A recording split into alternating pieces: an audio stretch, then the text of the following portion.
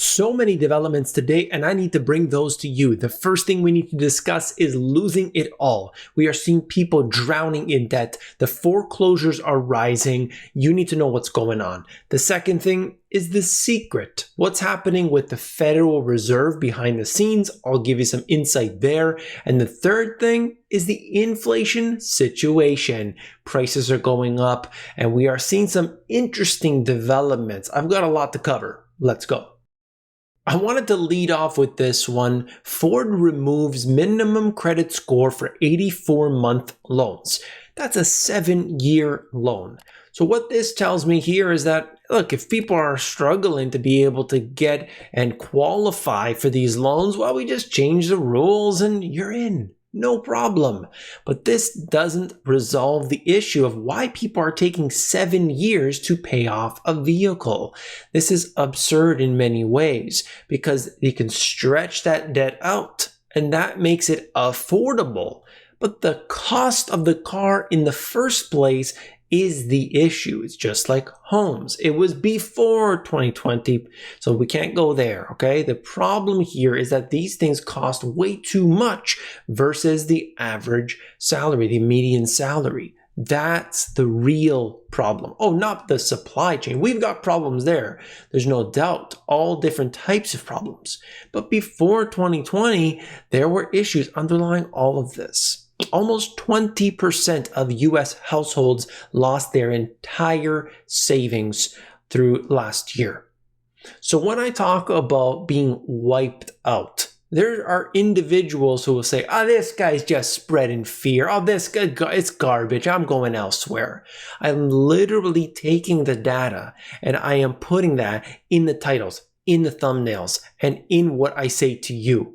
This is just the information that I'm trying to bring. I'm trying to bring reality. That's besides the point. Almost a third of those making less than $50,000 had their entire financial cushion wiped out. For many Americans, they had nowhere to go, nothing to do. There were time to save, but for almost 20% of the households, they were completely wiped out, their entire financial cushion. And believe me, for a lot of these people, it wasn't much, but still, it wiped these people out. So they have this study, and I believe that was the same exact one that I had shown you previously, but now the actual Bloomberg is covering it. That was, I believe, in yesterday's video. What about this? This is from the U.S. Energy Information Administration, the EIA, talking about what's happening this winter as it relates to what people are going to be paying in the U.S. Even when we vary weather expectations, we expect the increase in energy prices as the United States returns to the economic growth to mean higher residential energy bills this winter. Let's take a look at some of these. We expect that nearly half of the U.S. households that heat primarily with natural gas will spend 30% more than they spent last winter on average. 50% more if the winter is 10% colder than average, and 22% more if the winter is 10% warmer than average. So either way, people are going to pay, if they use natural gas a lot, they're going to be paying a large amount more than what they are used to.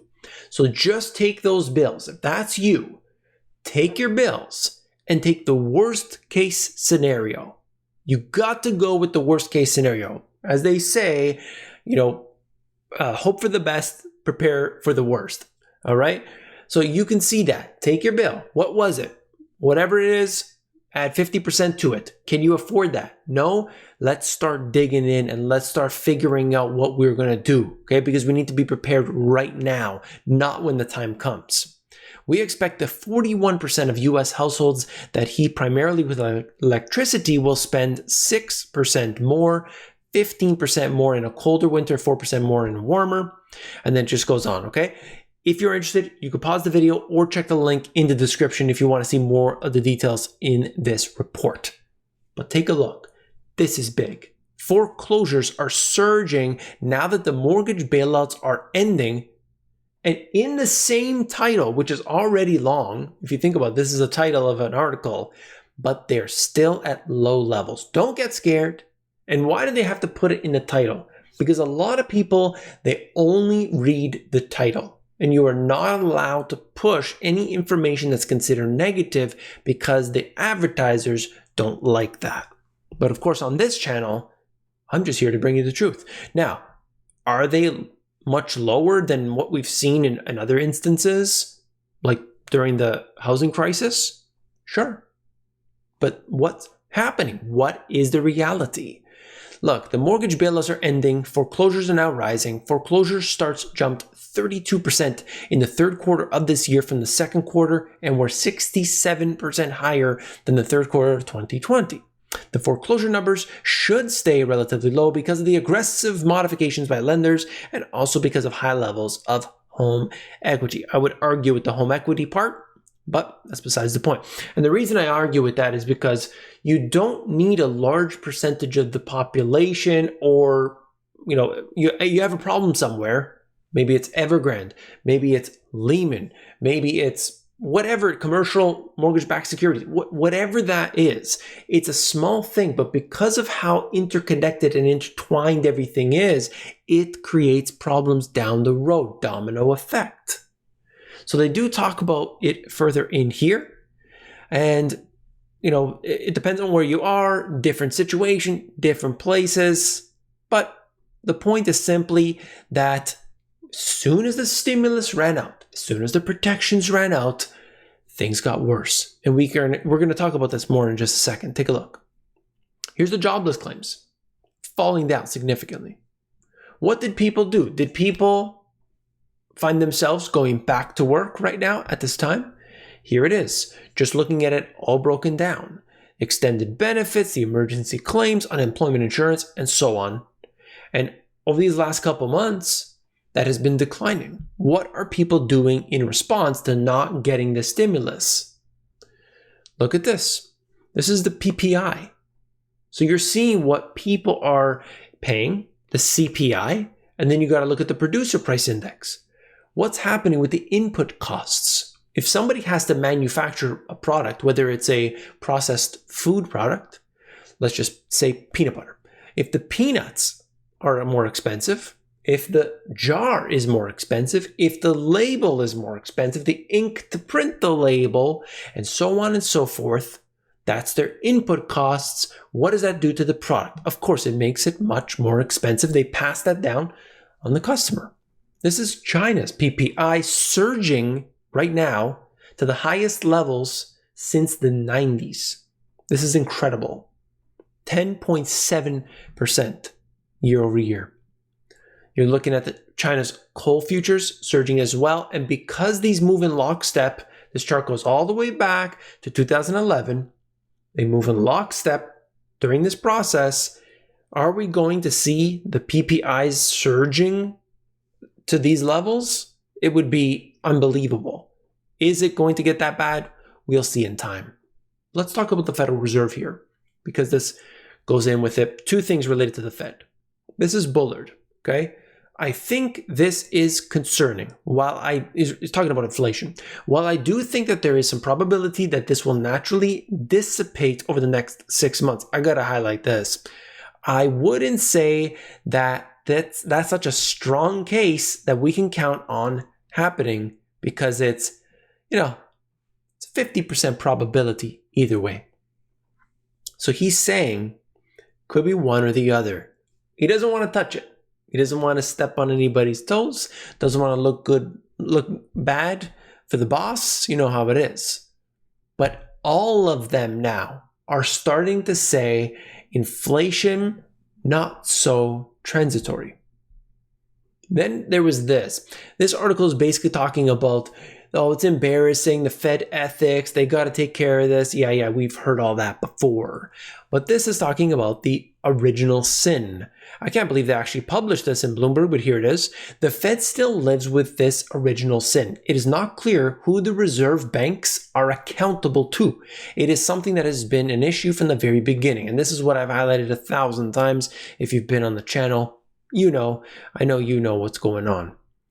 Look, Bloomberg in 2016 sought the annual evaluations of the 12 regional chiefs via a Freedom of Information Act request. The banks declined, with one citing court rulings that performance evaluations are intensely personal and not subject to public disclosure. So the Federal Reserve decided, you, the people, do not get to know what goes on in the Federal Reserve. They are not transparent.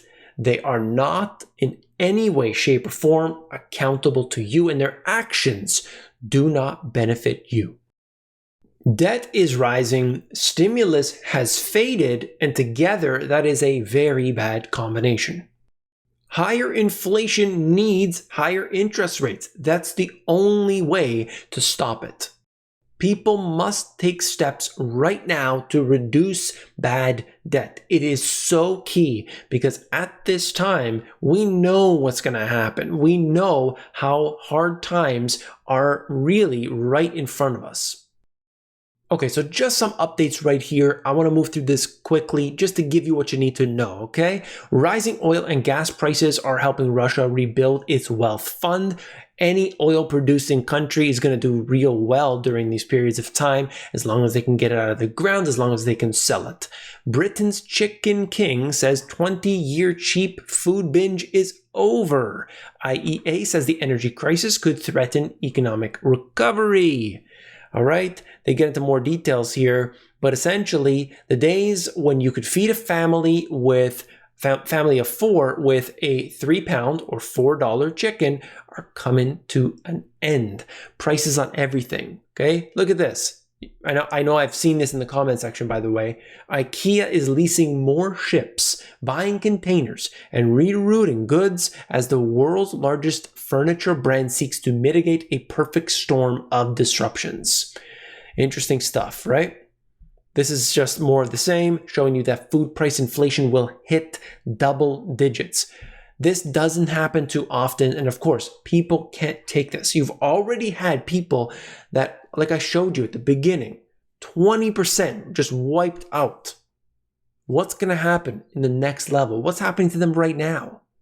Everything has gone sky high, from groceries to gas, prices skyrocketing, and it could get worse. Remember, the words I take, the words that I use are from the mainstream media articles, and I simply am using those quoting. I'm basically a quote machine. That's what I do.